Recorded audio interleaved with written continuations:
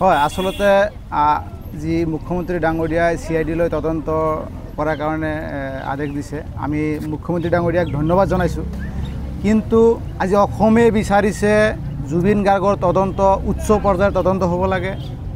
আজি অসমে বিচাৰিছে জুবিন গাৰ্গৰ আত্মাই শান্তি পাব লাগে আজি অসমে বিচাৰিছে প্ৰত্যেকজন অসমীয়াই মনত শান্তি পাব লাগে আৰু অসমীয়াৰ মনত তেতিয়াই শান্তি পাব যেতিয়া জুবিনদাৰ আত্মাই শান্তি পাব আৰু জুবিনদাৰ আত্মাই তেতিয়াই শান্তি পাব যেতিয়া জুবিনদাৰ লগত যি অনাকাংক্ষিত ঘটনা হৈছে সেই অনাকাংক্ষিত ঘটনাৰ সঠিক তদন্ত হ'ব গতিকে মুখ্যমন্ত্ৰী ডাঙৰীয়াক আজি আমি চৰ চাপৰি যুৱ ঐক্য মঞ্চৰ ফালৰ পৰা আমি অনুৰোধ জনাইছোঁ কেৱল দাবী নহয় অনুৰোধো জনাইছোঁ যে জুবিন গাৰ্গৰ লগত যি ঘটনা সংঘটিত হ'ল এই ঘটনাৰ সঠিক তদন্তৰ কাৰণে উচ্চ পৰ্যায়ৰ তদন্ত হ'ব লাগে আৰু CID নহয় আমি বিচাৰিছোঁ CBIৰ জৰিয়তে এই তদন্ত হ'ব লাগে এই সঠিক তদন্তৰ জৰিয়তে যি দোষী যদি কোনোবাই আচলতে প্ৰিপ্লান কৰি জুবিনদাৰ লগত এনে ঘটনা সংঘটিত কৰিছে কিন্তু সেই দোষীক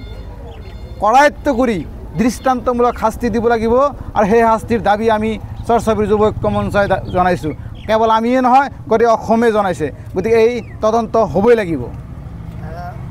ছিংগাপুৰত নৰ্থ ইষ্ট ফেষ্টিভেল আয়োজন কৰা শ্যামকানু মহন্ত তেখেতক এতিয়ালৈকে তদন্তৰ আওতাত অনা নাই বা গ্ৰেপ্তাৰো কৰা নাই সমগ্ৰ অসমে দাবী কৰিছে কি ক'ব আচলতে শ্যামকানু মহন্ত বা